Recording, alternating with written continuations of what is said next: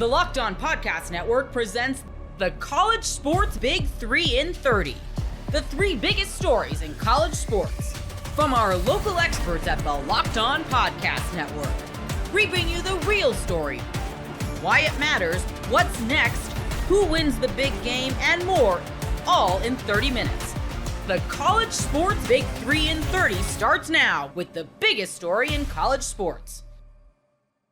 With Brian Kelly out, what realistic options does LSU have for its next coach? You are Locked On LSU, your daily podcast on the LSU Tigers. As LSU will finish the remainder of this season with Frank Wilson as the interim head coach, with Alex Atkins calling plays, and we'll see what happens with the roster in the coming days, a lot of the focus and attention naturally is going to turn to who's next. And these are the types of things that in this current climate are going to happen very quickly. Now, LSU's not going to make a hire before the end of the season, but I'll remind you that in 2021, LSU hired Brian Kelly on November the 30th, so just a few days after Thanksgiving. So one of the benefits, remember then, they fired Ed Ogeron early in the season, and he coached out the remainder of the season as a lame duck coach. But it allowed LSU the opportunity to start tilling the soil and making phone calls and finding out what was realistic, what options were there, and starting to do their due diligence, vetting their options, and then getting a deal done. So as soon as the season ended, they could make their hire, move on into the December signing period, portal, etc. So no different right now. You have now 5 weeks remaining in the regular season, your open date, and then your final 4 games. And then a short time after that, you would anticipate that this will be a done deal with a new head coach. So for LSU's brass right now, the onus is on them to start moving this process along to see who that hire might be. It's always interesting when we look at what realistic options are there, what options that media may want, what options fans may want, what options are actually realistic options. For whatever it's worth, the odds makers over at BetOnline, by the way, these are not odds that you can actually bet on. Like, you can't place a bet at a sports book on these, but they're sort of hypothetical odds of who might be the next coach. So we've seen some of the offshore sports books put out odds. So, for example, like, you're not going to find these odds at our partner FanDuel, but some of the offshore odds put out odds, offshore books put out odds. And they've got John Summerall from Tulane as the betting favorite at plus $1.50, meaning you'd have to bet $150 to win $100. Joe Brady next at 2-1, followed by Lane Kiffin at 4-1. Then James Franklin at 6-1. Eli Drinkwitz at 8-1. Then Jeff Brom, Brent Key of Georgia Tech, Jimbo Fisher, Clark Lee at 20-1. Marcus Freeman, wouldn't that be something? 25-1, same odds as Urban Meyer. Then some longer shots. Rhett Lashley, John Gruden, Kenny Dillingham, Lincoln Riley, Dabo Sweeney, Dan Mullen, who I actually don't think is a super long shot. Alex Golish, Dan Lanning at 66-1, Matt Campbell, Nick Saban further down the line. I think when you're having the conversation, you first have to start with who might actually be interested.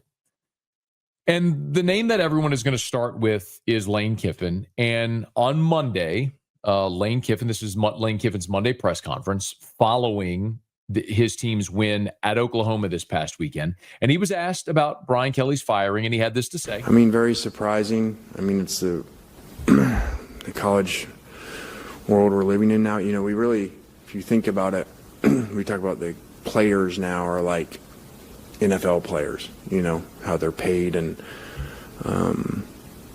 now I feel like the college coaches now are more like the NFL coaches where, you know, the firings happen quicker. NFL coaches see all the time, they got 1-2 years, you know, and you're like, well, in college that doesn't happen, you know, because it's harder to build a roster and they give you more time. And so it's obviously not the case now. And I think it's a product of things that happen. I think that, you know, Elko doing such a great job at A&M, I think puts in people's heads like, hey, these buyouts are ridiculous to pay. And, you know, but I'm sure in A&M right now sitting there going, okay, well, yeah, that was ridiculous to pay, but I feel pretty good about that right now. So anytime something works, you know, other people go, well, let's go do that. And so I think that's happened. And once it now has places accepting, to pay these buyouts, which I think is ridiculous, but that it's happening, then it's easier for the next team and the next team, to do it. So there's Lane Kiffin talking about ridiculous buyouts. For what it's worth, with his most recent win, Lane Kiffin, his contract rolls over. So his added year currently will be worth $9 million, with $7.2 million of that guaranteed. So you continue to see his salary there at Ole Miss balloon, and you're very likely going to see a scenario where Ole Miss is looking to pay Lane Kiffin even more.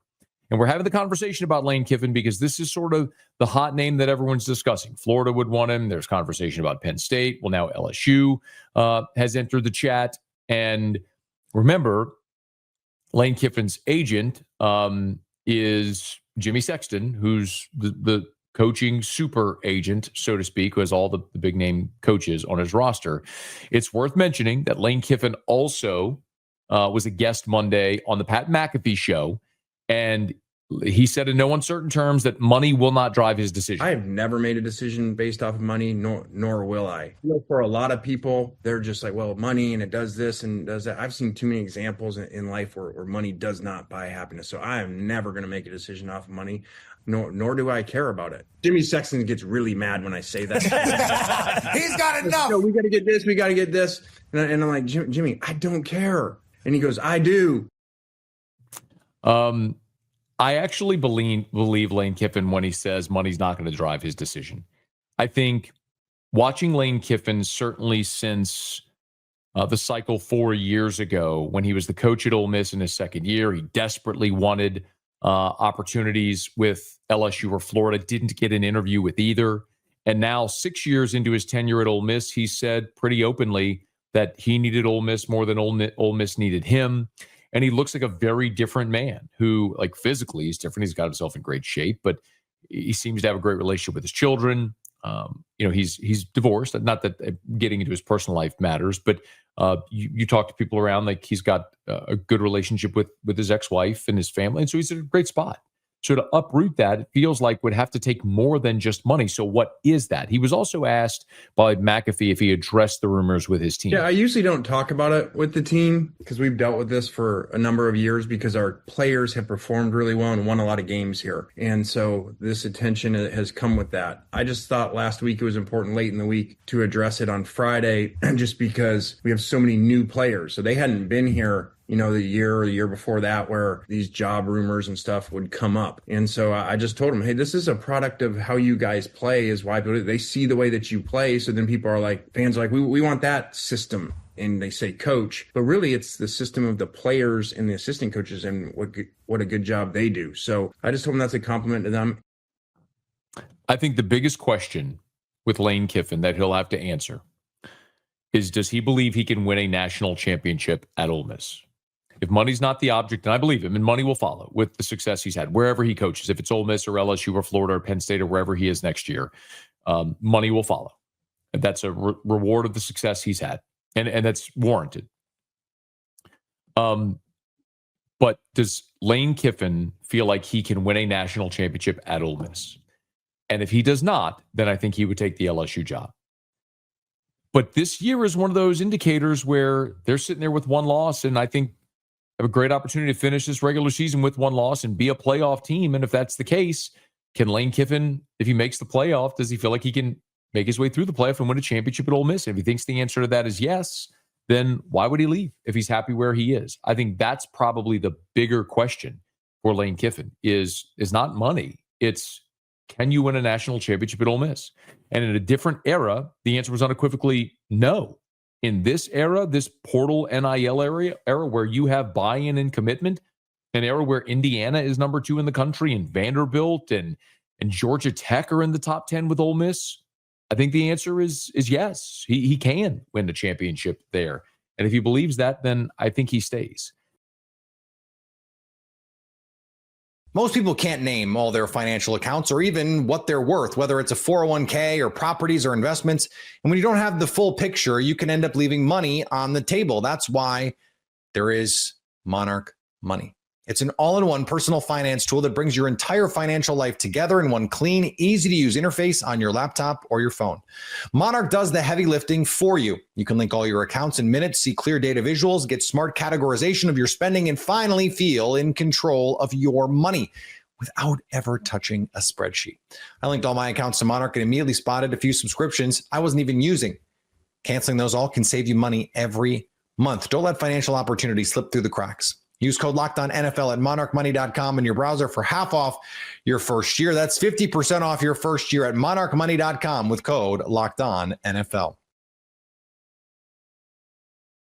Lane Kiffin's response to Brent Venables' weird hot take. You are Locked On Ole Miss, your daily podcast on the Ole Miss Rebels. I honestly was expecting to do a show, something to the effect about the coaching search and the LSU job coming open and the Florida stuff that's happening on the other end and this nice, weird little love triangle that seems to be developing right now.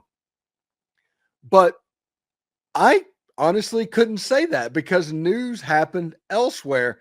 And that news was from Brent Venables and his coach's show. And it probably was said on Sunday, and it took a little bit of time to get down to Oxford, Mississippi, but it did.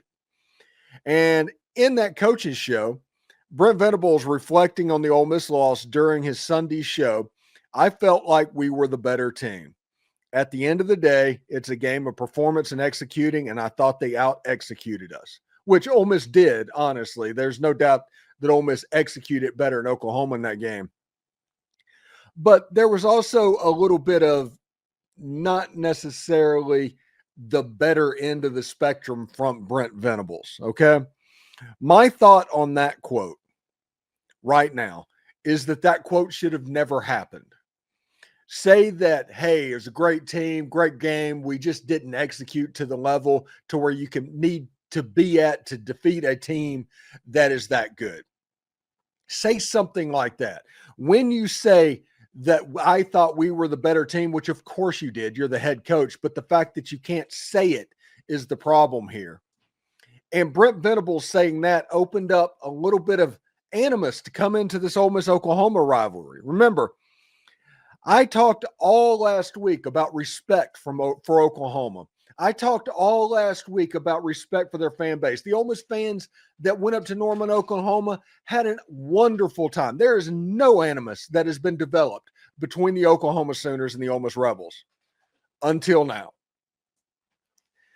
At this point, him doing that means that next year when Ole Miss comes up to Oklahoma, potentially with Lane Kiffin, a little bit more of a grudge match could develop because there's a disrespect factor in that. Whenever you play in a game where the other team has a third of the more first downs, they gained 150 more yards, where it was a truly consequential victory, both on the field and off for Ole Miss on Saturday.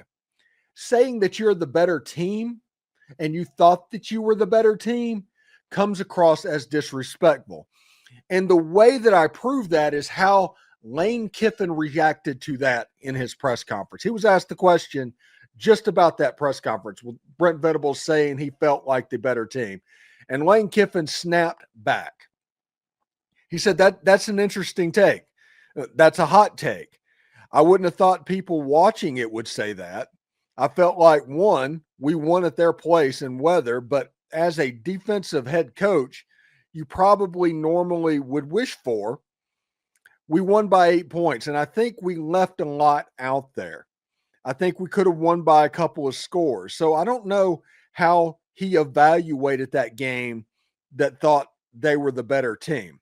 I mean, we had way more yards, 21 first downs to 14, and we played, 87 plays on offense, and they had 1 sack and didn't force any turnovers. That is an interesting take, but whatever he needs to say. And then he went on. He tried to keep letting it go, but he kept interjecting every time I went back. Maybe they had a better team last year too when we beat them. Sorry. And then he said, maybe they had a better team at Oklahoma when we beat them 55-19 in the national championship game at USC. Maybe they had a better team at Clemson when we beat them 45-40 in the national championship game at Alabama. Next question. My bad. That obviously irked Lane Kiffin, and that was a perfect response to what went on. Because, listen, I respect Brent Venables, and he is a heck of a football coach. But that quote was almost borderline inexcusable because it opened up Lane Kiffin to do that. Lane Kiffin to point at the scoreboard and say, yeah, if you're so much better, you need to start winning these. Because every time that we go up against each other, it feels like I win. And you don't really get to say you're the better team when you always lose to the other coach on the other side of the field. Maybe it's the fact that they were playing against little old Ole Miss. Maybe that's the fact. Maybe that's the reason that Oklahoma's coach is like clapping, I think we're the better team, because they were playing little Ole Miss. Ole Miss has never lost to Oklahoma. They're 3-0. A game's been played in Shreveport, Louisiana, in an Independence Bowl. A game's been played in Oxford, Mississippi, and a game's been played on the Palace on the Prairie in Norman, Oklahoma. And Ole Miss has won all three. The closest game would have been that Independence Bowl in Shreveport that was won by a Les Binkley field goal right before Y2K, if everybody wants to remember that. But the other two games were fairly comfortable wins for Ole Miss. And I realize that Oklahoma's a good team that has really good players, and they are extremely talented. But you cannot watch that game and at any point say that Oklahoma was the better team. What you can say, and what maybe Brent Venables was trying to say, is we had an opportunity to win the game. Because that would have been a real statement. Oklahoma went into the fourth quarter after that stupid fourth down attempt in the third quarter and had the lead in the fourth quarter. But you got taken apart in the fourth quarter. Period. By Ole Miss's defense, by Ole Miss's special teams, by Ole Miss's offense. All three phases, Ole Miss was the better unit in the fourth quarter of that game. So you thinking you're the better team? No, not even a little bit. Not even slightly. Not on any parallel universe was Oklahoma the better team in this game. Now, next year, will it look different? Potentially. Oklahoma recruits really well. I'll say the same thing I said after 2024's game. You don't expect every year Oklahoma to be this bad. You expect talent, you expect them to score, and you expect the Gaylord Family Stadium and Owen Field to be an extremely difficult place to play. That is what you expect. But if you retroactively try to claim national championships like Auburn did this past offseason and say retroactively, I think we're the better team in that game, it doesn't make sense. It comes across as sour grapes. It comes across as disrespectful. And honestly, I would be shocked if by this point, Brent Venables has not reached out to Lane Kiffin to say, that's not what I meant. It came out wrong. Because Brent Venables is a class guy, and that doesn't strike me as something that he would do. And it was weird that even on a coach's show that he decided to do something like that. So it's interesting, but Ole Miss was the better team on that day. Ole Miss could have won that game by 3 scores. Ole Miss gave up 2 explosive plays, and I get it. You can't take the explosive away, but they're part of it. But other than that, Oklahoma's offense got shut down all day long. So we'll see exactly how it goes. You know, the emergence of Winston Watkins in that Oklahoma game as a legitimate threat in the passing game elevated Ole Miss to another level, potentially offensively. The true freshman has brought a spark and explosiveness that defenses have struggled to contain, even a talented defense like the Oklahoma Sooners. Whether it's stretching the field vertically, creating separation in short space, his chemistry with the quarterbacks that Ole Miss have, and his ability to turn routine plays into big gains are exactly what Lane Kiffin's offense thrives on. The NFL season is rolling along, and FanDuel is making sure you're ready for the weekend with a can't-miss offer. Right now, new customers can bet just $5. And if your bet wins, you'll get $300 in bonus bets to use across the app. I love using FanDuel because it fits how I like to bet, whether it's player props, building a same-game parlay, or even jumping in live as the action unfolds. It's quick, it's easy, and it's the best way to add a little more energy to Sundays. So are you ready to play? Download the FanDuel app by visiting FanDuel.com to get started. That's FanDuel.com to place your first $5 bet. Arch Manning did not participate in Texas's first practice of the week on Monday. What does it mean for the Horns' chances against Vandy this weekend? You are Locked On Longhorns, your daily podcast on the Texas Longhorns. Part of the Locked On Podcast Network. A few more takeaways from the OT thriller against Mississippi State and a couple of things that the Longhorns need to change going into the final month of the regular season. But first, at his Monday presser, Steve Sarkisian let us know that Arch Manning did not participate in the Longhorns' first practice of the week. And Sark confirmed that Arch Manning is in concussion protocol from that hit that he suffered on the very first play of overtime in Starkville. We didn't get a ton of additional information from the coach other than we'll have more information as the week goes. I don't think Sark's comments came as much of a surprise to anybody. If you saw the hit and Arch's reaction to the hit, you kind of had a hunch on what it was. And then, of course, the insider report started coming out on Sunday saying that Arch was in the protocol. So the writing has been on the wall. Now it has been confirmed, and we will see what happens with Arch Manning as the week goes along. My guess is that Arch will be listed as questionable on tomorrow night's injury report, and I would think he is going to remain questionable throughout the week leading up to Saturday morning. Maybe there's some gamesmanship at play. Think of what Brent Venables did with John Mateer leading up to Red River. They were very coy about it. They didn't want to tip their hand. They wanted Texas to have to prepare for two quarterbacks, so we didn't get a lot throughout the week leading up to the game. Obviously, didn't make any difference. The Longhorns were just fine. But perhaps that is what Texas will do. Maybe the Horns already know that Arch Manning isn't going to play against Vanderbilt, but I really believe that this is a wait and see thing. We'll see when Arch Manning gets cleared from the protocol. We'll see if he's able to get back on the practice field at any point this week. And obviously, we'll see if he is cleared to play on Saturday. Obviously, if Arch isn't ready to go, we will get a front row seat to the Matthew Caldwell experience, or some people have been calling him the Matthew Coldwell experience, considering the ice that he had in his veins in overtime against Mississippi State. Before I talk about Matthew Caldwell, let's let you hear from Steve Sarkisian talking about Matthew Caldwell. Here was Sark yesterday on his transfer signal caller when asked what he likes about Caldwell's game and also why he decided to recruit him to Texas. I think, like, to my point, he's a guy that has been in a variety of systems.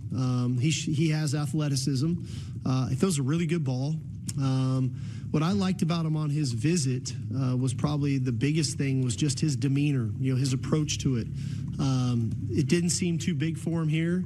He didn't feel entitled by any means. He was a guy who just wanted an opportunity, and that's what we were looking for, a guy who had taken some snaps in college football, and then that's how he's performed, since the day he got here. That's the way he's worked at it throughout camp and throughout the season, and he's making the most of his opportunities. He's played well every time that we've put him in the game, whether it's been at the end of games with the long runs, with the passes, whether it's been at Florida where he had to come in and throw a ball to Ryan Wingo on an in-cut, whether it was this game. And so, what gives me confidence is who he's been, and so feel very comfortable with Matt whenever he's in the ball game. Feel very comfortable with Matt whenever he's in the ball game. And you also heard Sark say that he's played well every time he's been out there. And that's the truth. Obviously, case in point, Saturday night in Stark Vegas. A little background on Matthew Caldwell, who, of course, is in his first year with the Longhorns. He started his career at Jacksonville State, an FCS team. He barely played his freshman year. That was back in 2021, just 30 pass attempts all season. After 1 year with the Gamecocks, he transferred to Gardner-Webb, another FCS school, spent 2 seasons there, didn't play much in his first year back in 2022, split time as the starter in year 2, 2023, 177 passing attempts, 7 touchdowns through the air, 3 interceptions. After 2 seasons with the Runnin' Bulldogs, yeah, badass nickname right there for Gardner-Webb, he transferred to Troy, of course, an FBS school in the Sun Belt, moving on up like the Jeffersons. Caldwell spent last year at Troy, where he started the final 5 games of the year for the Trojans. He also played in a bunch of other games, too. I think it was 9 total games for Caldwell, 5 starts, 4 relief appearances. As a starter, he was 3-2. The overall stats had a completion percentage just over 63%, over 1,300 yards passing, 13 passing touchdowns, 5 rushing touchdowns, 8 interceptions. Again, that's the 1 full year of FBS football that Matthew Caldwell has played. So for his total career, Caldwell is a 60% passer, 22 passing touchdowns, 15 interceptions. Not eye-popping numbers. And again, his first 3 years were spent at the FCS level, not quite the Southeastern Conference. But as Sark mentioned, Matthew Caldwell has been very good when his number has been called this season. He's 8 for 11 passing, 85 yards, and a touchdown. He appeared in all 3 of the G5 games that Texas played, and he came in for 1 pass against Florida and 1 pass against Mississippi State. Both completions, by the way. Both big completions, by the way. The Mississippi State one obviously was huge. I mean, how about this stat line? 1 for 1, 10 yards, and the game-winning touchdown in overtime. That's as big as it gets right there, coming in for Arch Manning in that situation. But the Florida one, that also came in the late stages of the game. Texas down by 8. They had the ball in the final minute. Arch Manning gets sacked, loses his helmet, so he has to come out for a play. Caldwell comes off the bench and for one play threw a beautiful deep in route to Ryan Wingo, 26-yard completion to keep the game alive and the Longhorns' chances alive. Big spot, big play, ice in his veins. He also had a 50-yard run against Sam Houston and a 14-yard run against UTEP, the only 2 official rushing attempts this year for Caldwell. So again, he's done well. It's a tiny sample size with what we've seen here in Austin, but so far, so good for Caldwell. He has looked the part. And I know that y'all know that some Longhorn fans, maybe you're one of them, has wanted to see more Matthew Caldwell this season. As always, the most popular person on a college campus is the backup quarterback, even if the starter's last name is Manning. But hey, what we've seen from Caldwell has been very good, and we may need to see that over a full 60 minutes against one of the best teams in America this weekend. Vanderbilt, 1-loss team in the SEC, top 10 in the country. They have been great on both sides of the ball. They just played a tremendous defensive game in a 17-10 victory over Missouri this past Saturday. It'll be a test. It's different. I know it's tough. I'm not trying to sit here and telling you it's easy to come off the bench cold and make some plays, but it's different when you are the guy and you've got to prep all week as the number one guy. And you got to make sure you know the game plan and every play and every player and this, that, and the other. It's a lot different when you were the starter versus coming in off the bench. Just ask Arch Manning. And there's a lot of pressure, not just from the offensive line not blocking well, but the fact that Texas, it's a top 10 game. It's a top 10 opponent. And the Longhorns are still in the mix for an SEC championship berth and a college football playoff appearance too. A lot on the line for Matthew Caldwell. We'll see what he can do, again, if he is given the opportunity. But this is the opportunity that he has dreamed of his whole life. It's why he put in the time at Jacksonville State and Gardner-Webb and Troy.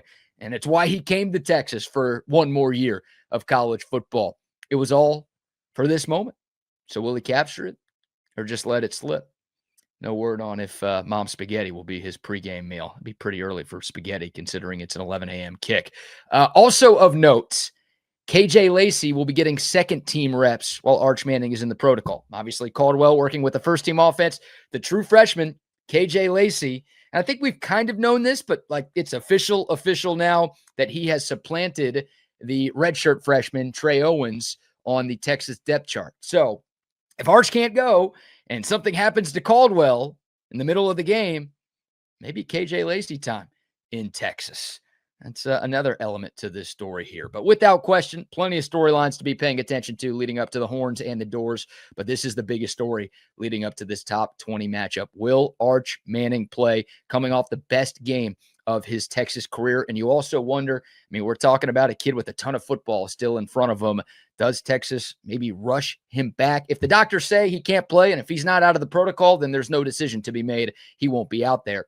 But is there a conversation being had with Steve Sarkisian and Cooper Manning, anybody in the Manning family, about, hey, this offensive line isn't very good. We want our son to have a long future in football. Can we rest him this week and the bye week next week, and he'll be good to go for Georgia on November 15th? I don't know if those conversations are being had. It's going to be something to monitor, again, all week long. Crazy.